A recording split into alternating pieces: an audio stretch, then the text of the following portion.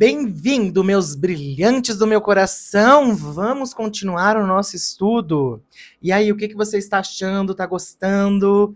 Lembra de mandar esse canal para quem possa gostar desse conteúdo, certo? E sem mais delongas, bora começar, meus brilhantes! Eu estou empolgado, como sempre. Bora lá. E minha unha segue suja de terra, tá? Vou nem mostrar, que vergonha. Vou ficar assim. Ai, gente, eu fiz de tudo e não saiu. Daqui a pouco eu vou tomar um banho e vou tentar tirar de novo. Foca no conteúdo. Uma avalanche de conhecimento. A maioria das pessoas atualmente está consciente de que algo incomum está passando aqui na Terra.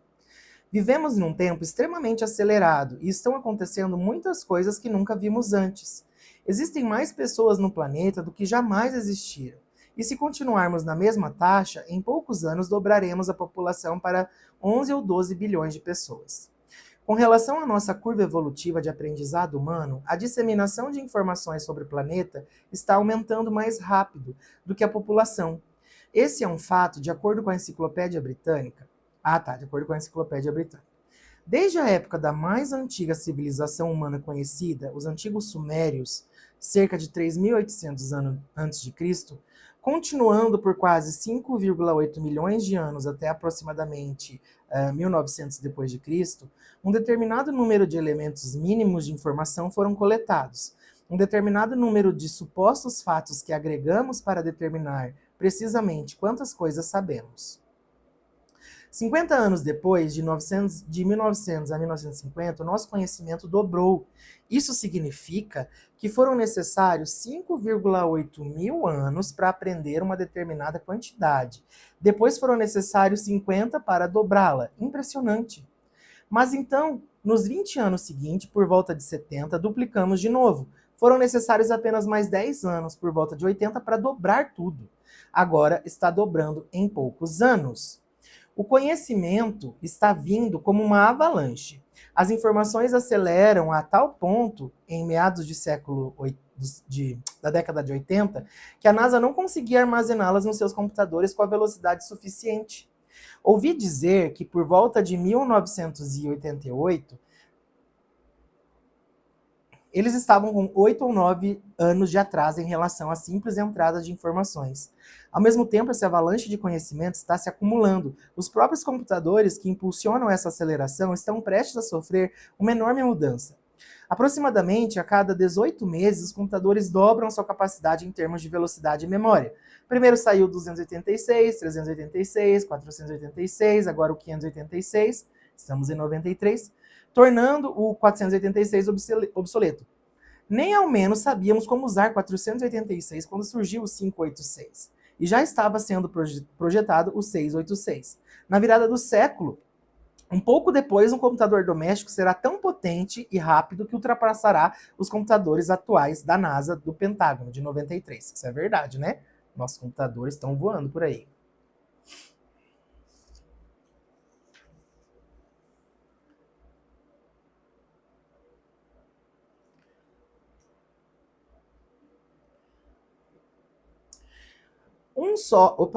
Um só computador será tão rápido e potente que, na verdade, poderá observar a Terra como um todo e emitir previsões do tempo para cada metro quadrado do planeta.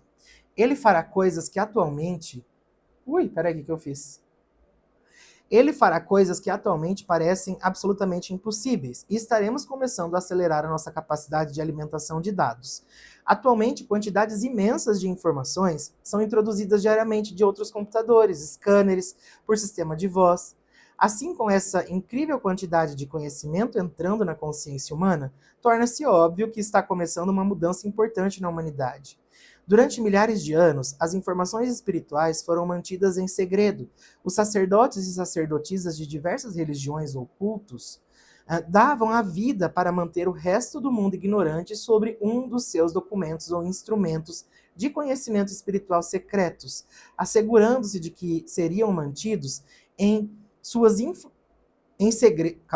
seriam mantidos em segredo. Todos os diversos grupos espirituais e religiões ao redor do mundo tinham as suas informações secretas. Então, subitamente, em meados da década de 60, o véu do segredo foi levantado. Em uníssono, quase todos os grupos espirituais do mundo abriram seus arquivos no mesmo momento da história.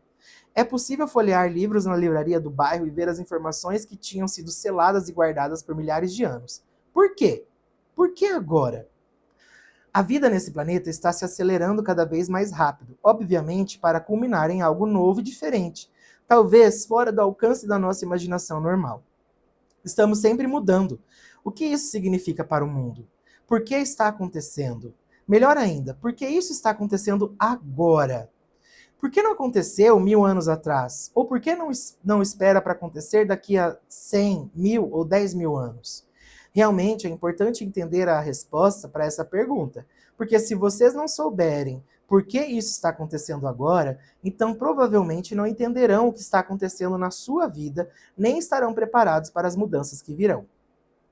Embora não queira entrar no mérito do verdadeiro significado do que está acontecendo, uma das respostas está no fato de que o computador é feito de silício e nós somos feitos de carbono. Há uma ligação na relação do silício com o carbono, mas deixarei esse assunto para um momento e continuarei com a natureza incomum do que está acontecendo aqui na Terra. A relação com o cosmos. Vamos voltar a falar sobre Sirius e a Terra. Você está aqui, ilustração 233. E é aqui que começamos no quadro como um todo.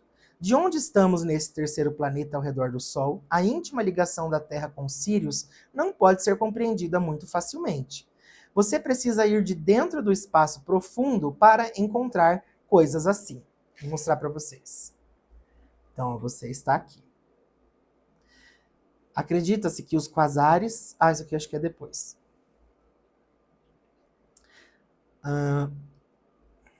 Que talvez não reconheça. Pelo menos a maioria das pessoas não reconhece. Este é um quasar e é enorme. Ele desafia todas as leis da física e não sabemos o que será que ele está fazendo. Mas não é isso que eu quero que observem realmente. A próxima fotografia é um pouco mais próxima e mais familiar para nós. Ilustração 235. Essa é uma galáxia, obviamente não a nossa, porque é muito difícil fotografar a si mesmo dentro de si mesmo. O grupo no fundo à direita é uma nebulosa e é quase certamente muito, muito mais próxima do que a galáxia. Elas não estão ligadas. Observe as estrelas saindo da galáxia em uma espiral branca.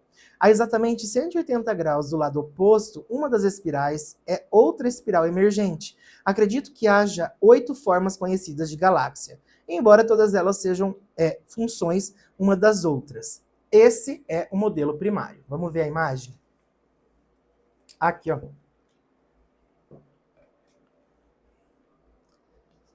Ilustração da galáxia em espiral.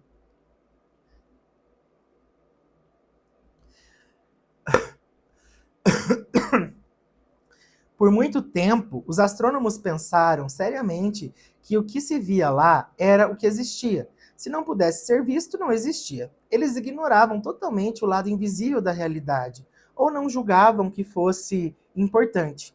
Mas o lado invisível da nossa realidade é, na verdade, muito maior do que o lado visível, e provavelmente mais importante. Na verdade, se todo o espectro eletromagnético fosse uma linha de mais ou menos 1 metro de comprimento, então a luz visível com que vemos os objetos seria uma faixa de cerca de 0,808 centímetros.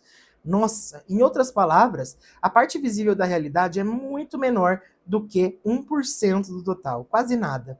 O universo invisível é realmente o nosso verdadeiro lar. Há muito mais. Existem coisas até mesmo além do espectro eletromagnético que estamos apenas começando a entender.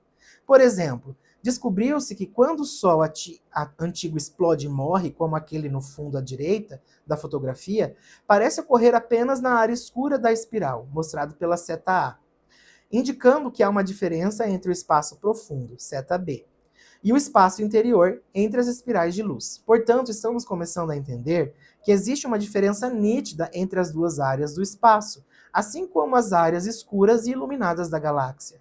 Há algo diferente quanto às áreas escuras da espiral que parece estar relacionado com as áreas iluminadas.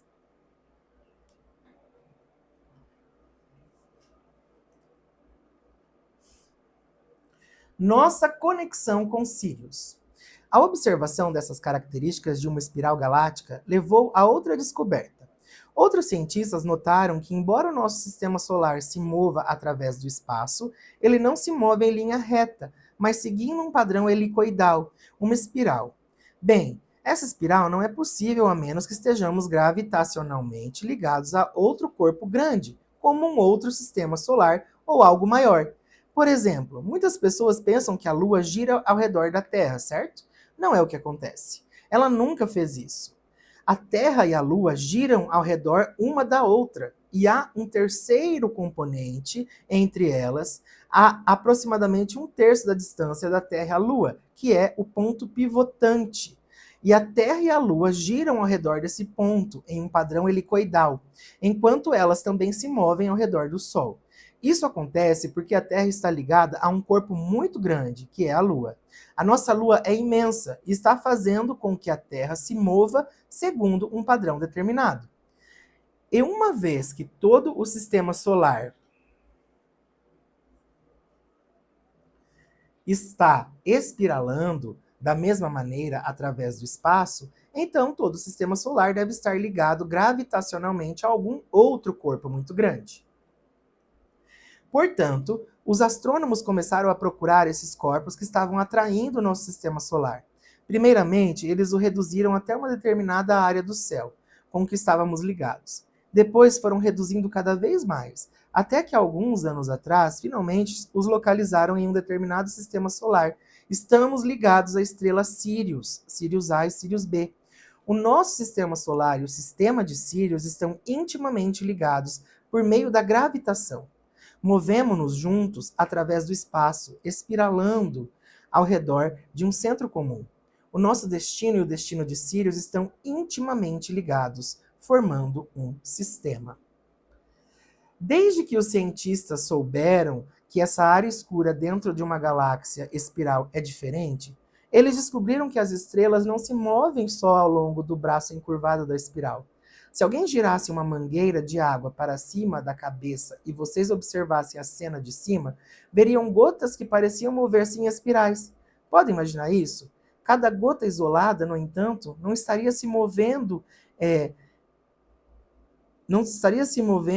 em espiral, mas estaria se movendo radialmente para fora, em uma linha reta a partir do centro. Só pareciam mover-se em espirais. O mesmo acontece com uma galáxia. Cada uma dessas estrelas está, na verdade, movendo-se radialmente para fora. Ao mesmo tempo que as estrelas estão se movendo radialmente para fora do centro, elas também estão se movendo independentemente do sistema como um todo, de um braço através da luz escura dentro da luz branca, orbitando o sistema galáctico como um todo. Provavelmente são necessários bilhões de anos, não sei, para um ciclo se completar. Imaginem que a ilustração 236 seja uma galáxia vista de cima, e que a cor escura represente as espirais de luz preta e a cor clara represente as espirais de luz branca. Vista de perfil, ela se assemelha a um disco voador. A órbita que fazemos ao redor do centro da galáxia tem dentro de si um movimento espiral semelhante a um regador giratório. Além do nosso sistema solar, o mesmo movimento espiral é visto entre Sirius A e Sirius B. A espiral da Terra e da Lua, acredito eu, é diferente. Esse movimento em espiral das duas estrelas, Sirius, acontece de ser idêntico às geometrias da molécula de DNA, de acordo com o cientista australiano.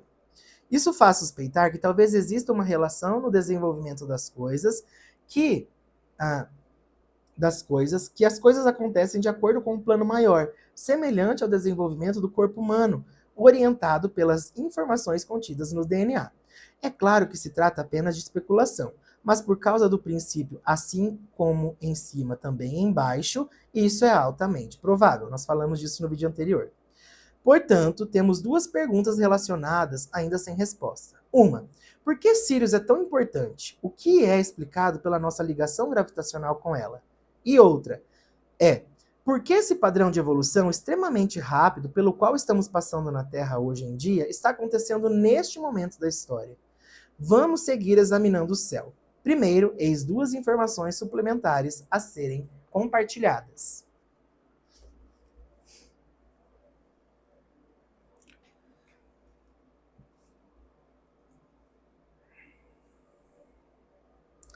Os braços espirais de uma galáxia, a esfera circundante o evoltório de calor.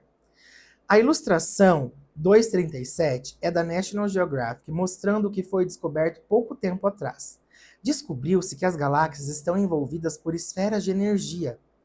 Observe a minúscula galáxia com os braços espiralados, juntamente com um grupo de estrelas soltas, todas contidas na esfera de energia.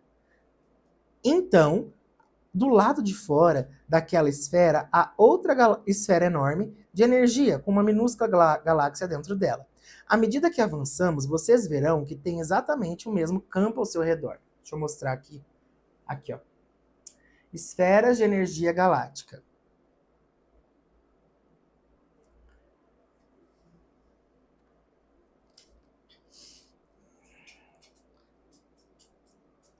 A ilustração 238 é uma fotografia do envoltório de calor de uma galáxia ligeiramente inclinado, feito com uma câmera infravermelha.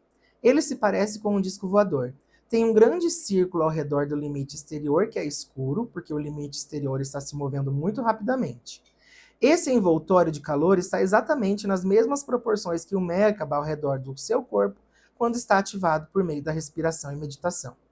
Ao seguir um determinado procedimento de respiração, você percebe que se forma um campo de cerca de 16,5 metros de extensão ao redor do seu corpo, que parece com um envoltório de calor. Com o equipamento adequado, você pode vê-lo na tela do computador, uma vez que ele tem um componente eletromagnético na faixa de micro-ondas. Esse é o fenômeno muito real. Tem a mesma forma do Merkaba, que, se você quiser, poderá ativar ao redor do seu corpo. Aqui o envoltório de calor galáctico, né? Parece uma nave. A precisão dos equinócios e outras oscilações. Prosseguindo em saber a razão por que as mudanças estão acontecendo neste momento, a nossa Terra atualmente se inclina aproximadamente 23 graus em relação ao plano da sua órbita ao redor do Sol. E enquanto a Terra orbita o Sol, o ângulo com que a luz atinge a superfície da Terra muda, dependendo de onde ela está na sua órbita. É por isso que temos as 4 estações. Dentro dessa rotação anual, existe outra oscilação, muito lenta, que a maioria das pessoas conhece como o processo de equinócios, que leva quase 26 mil anos para se completar. Para ser mais preciso, são 25.920 anos, dependendo de quem você consulta, porque cada autor apresenta uma diferença de alguns anos. Existem também outras oscilações. Por exemplo, aquele ângulo 23 graus em relação ao Sol não é fixo. Há uma oscilação de cerca de 40 mil anos, onde ele muda cerca de 3 graus, de cerca de 23 a cerca de 26. Depois, há outra oscilação dentro da pequena oscilação de 3 graus, que completa um ciclo aproximadamente a cada 14 anos. Agora dizem que descobriram ainda uma outra.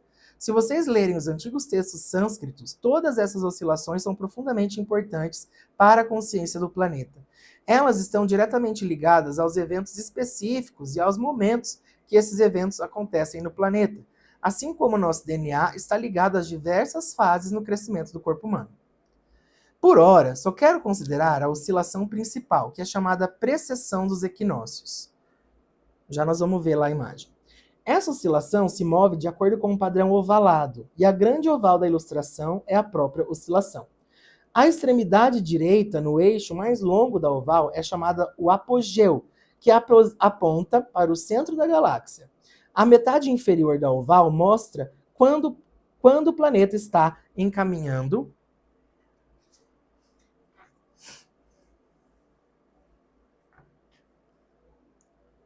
na direção do centro da galáxia. E a metade superior mostra quando o planeta faz seu regresso e está se dirigindo para longe do centro. Então vamos ver a imagem aqui, tá? Linha ao redor da qual o eixo gira durante o período de 26 mil anos. essa linha aqui. Trajetória do eixo da Terra. Eixo da Terra, aquela inclinação de 23 graus. Equador celestial, elíptica e equinócio. A precessão dos equinócios, o ponto em que o equador celestial da Terra cruza sua elíptica, se deve à lenta rotação do eixo da Terra ao redor de uma perpendicular elíptica. Esse movimento de distanciamento do centro da galáxia também é chamado a favor do vento galáctico. Os textos sânscritos afirmam que os seres antigos, que de alguma forma conheciam a precessão, dizem que não é nas extremidades máximas dessa oval que se acontecem as grandes mudanças, mas ligeiramente depois de ultrapassados esses pontos extremos, nos pontos indicados pelas duas pequenas ovais em A e C. As grandes mudanças acontecem nesses dois pontos. Há dois outros pontos situados a meio caminho entre as pequenas ovais, mostrados em B e D, que também são locais importantes, embora as mudanças aí não sejam tão prováveis quanto em A e C. No momento da década de 90, estamos posicionados em A, e a pequena oval inferior indicando que este é um momento de mudanças enormes. Vou mostrar aqui. A Revolução, 25 mil, 26 mil anos. Pontos A, B, C, D. Aqui, despertar. A década de 90 está aqui. Onde é que será que está 2000 e pouquinho? Aqui, será? Aqui? Estamos nesse processo, né? Isso aqui é o processo de transição, não é não? Olha isso.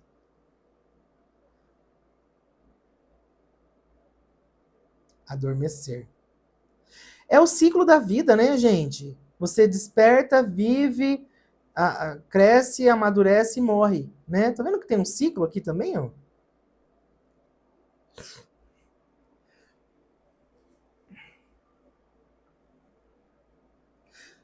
De acordo com os textos antigos... deixa eu ver se eu consigo deixar assim, ó, daí a gente vê. De acordo com os textos antigos, quando chegamos à pequena oval superior, em C, que seria aqui, né? Afastando-nos do centro da galáxia, começamos a dormir e perdemos a consciência, caindo através dos níveis dimensionais até chegarmos ao lugar da pequena oval inferior, quando começamos a despertar e a subir pelos níveis dimensionais. Acordamos em etapas definidas até chegarmos outra vez ao oval superior, quando tornamos a dormir. Mas esse não é um padrão fechado, porque estamos nos movendo através do espaço. Esse é um padrão helicoidal, aberto, como uma fonte, não um ciclo repetitivo como dentro de um círculo. Por causa disso, a cada volta dormimos um pouco menos do que cada vez anterior e acordamos um pouco mais. Um ciclo semelhante acontece na Terra a cada dia. Se vocês observarem a Terra do espaço, ela está meio escura e meio iluminada. E todo momento, as pessoas do lado escuro estão quase dormindo, as que estão do lado claro estão quase acordadas. Muito embora tenhamos dias e noites, não repetimos a mesma coisa o tempo todo, mas, quem sabe, acordamos e nos tornamos mais conscientes a cada dia. Muito embora devamos dormir e acordar, seguimos em frente um pouco a cada vez. Essa precessão dos equinócios é exatamente a mesma. Deixa eu ver um negócio aqui.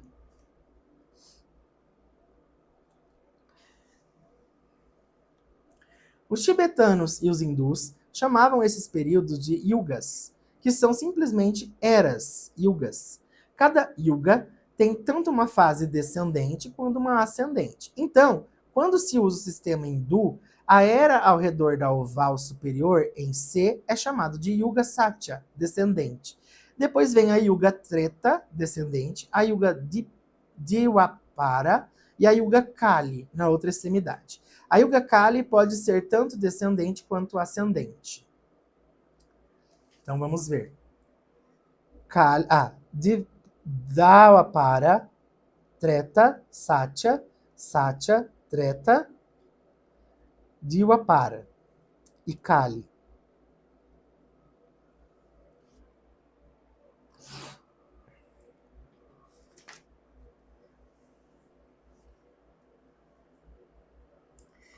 Então, se entra na Dwapara ascendente e assim por diante.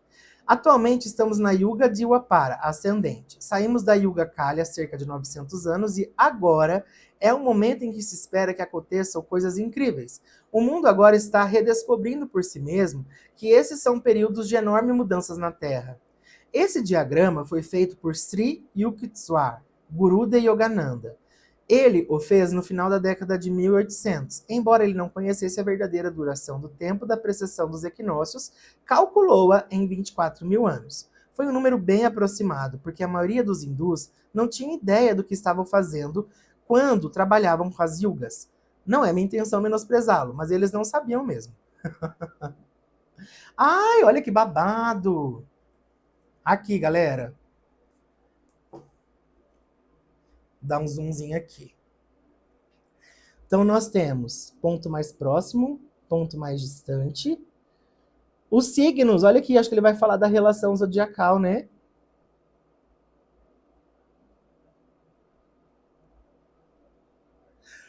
Vamos entender isso?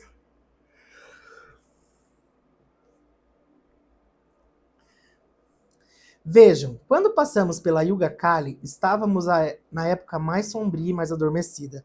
A maioria dos livros escritos nos últimos 2000 anos foi redigida por pessoas que estavam adormecidas, relativamente falando, e estavam tentando interpretar livros escritos por pessoas que estavam muito mais despertas. Eles não entendiam o que os livros antigos diziam. Assim como acontece com todos os livros escritos nos últimos 2000 anos. É preciso ser um pouco mais cuidadoso por causa da época que eles foram escritos. Muitos estudiosos hindus supunham que a precessão dos equinócios durasse centenas de milhares de anos, e alguns afirmaram que uma yuga durasse 150 mil anos. Eles estavam errados e simplesmente não entendiam. Yugeswar sabia mais, mas também não estava tão certo. O que ele fez nesse diagrama foi pôr as diferentes yugas ao redor da margem exterior e na parte interior colocou os 12 signos do zodíaco, mostrando assim quais yugas correspondiam aos signos. Quando ele fez esse diagrama, estávamos em Virgem, mostrando no quadrante inferior esquerdo. No momento, estamos entre Virgem e Leão. Dependendo de qual astrólogo consultam, estamos mais próximos do terceiro olho da Virgem no momento e passando por Leão, fisicamente falando. Isso significa que o planeta fisicamente se encontra entre Virgem e Leão. Mas se observarem a 180 graus do céu, verão o céu está se movendo de Peixes para Aquário. Nesse momento, estamos diretamente sobre a linha entre Peixes e Aquário, prestes a entrar na era de Aquário. Na verdade, nós já entramos, né? Esse dado aqui é de 1990. Mas fisicamente é um ponto de vista inteiramente diferente. Vocês precisam entender isso porque, quando observarmos as obras do Egito, alguns textos deles não farão sentido sem conhecer essa perspectiva.